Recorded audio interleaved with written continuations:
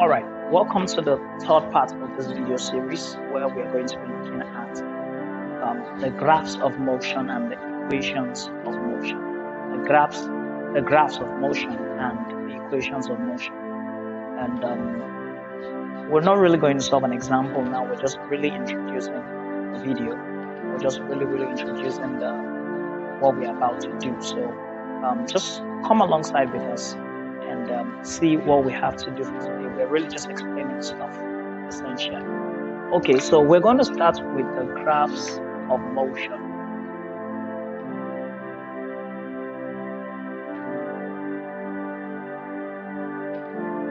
There are two major graphs of motion. We have what we call displacement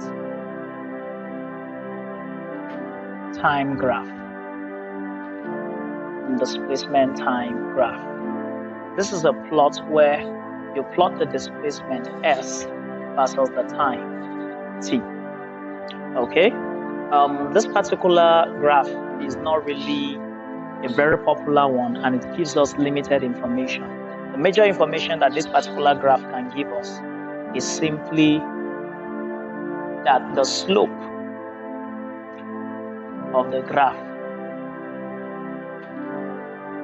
is essentially velocity. The slope of the graph is essentially our velocity. But the problem with the graph is it by itself cannot give us any information about acceleration. It doesn't give us any information about acceleration. So it forces us in the long run to plot another graph, which is the velocity time graph. So most people prefer to plot the velocity time graph or the speed time graph. The velocity time graph or the speed time graph. The velocity time graph is a very important graph, and it gives us very important information. The VT graph has a lot of information being presented to us, and we're going to see the information. First and foremost, slope of graph.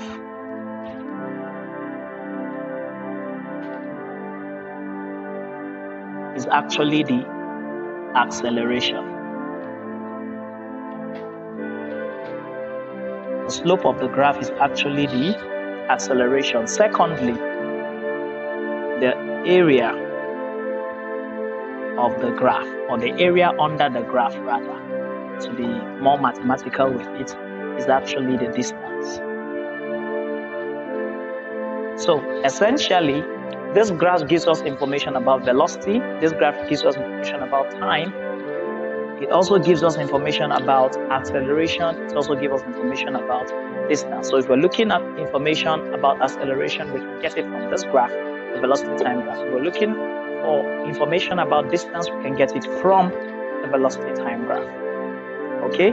And if we're looking for information about the velocity, we can get, of course, from the velocity time graph. Information about time, we can also get from the velocity time graph. It gives us all the information we need.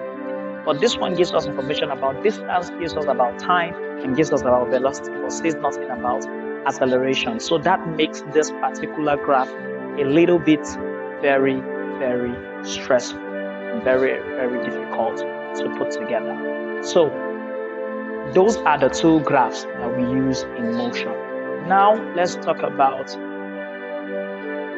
the equations of motion.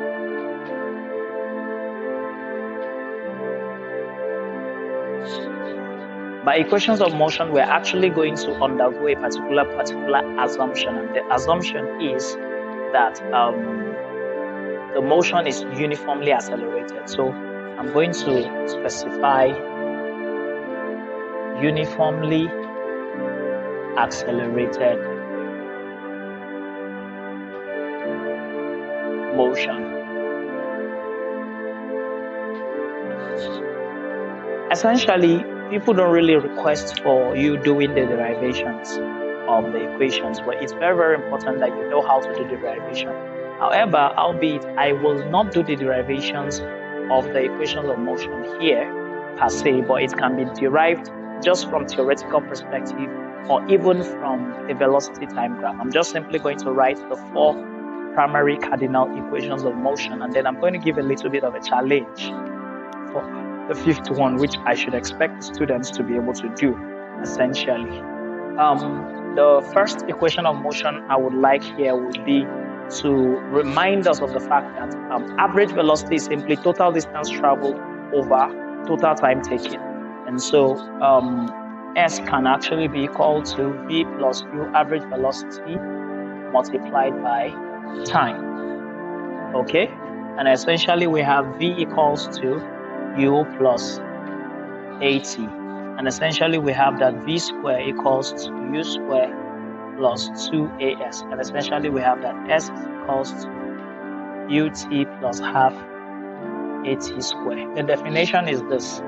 S is distance. U is initial velocity or speed. V is final velocity. T is time, and then A is acceleration. In all of this, the assumption is that the acceleration is constant throughout. The acceleration does not change, but the velocity can change. As the time changes, the velocity changes. The initial velocity is also always constant, as the velocity at the beginning of the motion. And then S, the distance, also changes as the object moves. The only two things that don't change is the initial velocity and the acceleration. Please kindly note that in each equation, one parameter is missing. For instance, in the first equation, acceleration is missing. There is no acceleration in the first equation. In the second equation, distance is missing. There is no distance in the second equation.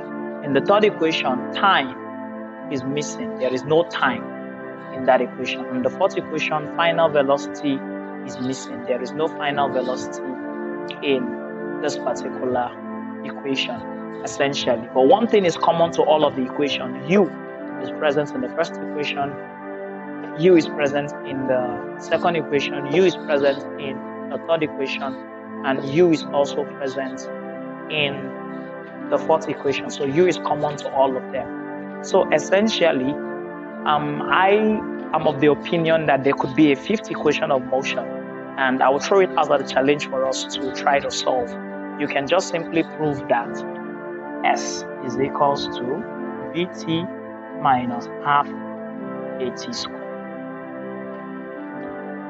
Anyone that can actually run out and bring out this particular proof actually should expect a prize from us. Thank you. If you love this video, please like us on Facebook. We're going to actually see how we utilize, how we actually use this particular concept to actually solve problem. In the next video, it's going to be specifically the examples. First, we're going to do examples on graphs of motion, and then later we'll do examples on equations of motion. Thank you for watching. Please like us on Facebook, get in contact with us on the WhatsApp number actually being displayed on the screen, and we will attend to you as much as possible. Thank you very much. Thanks for watching.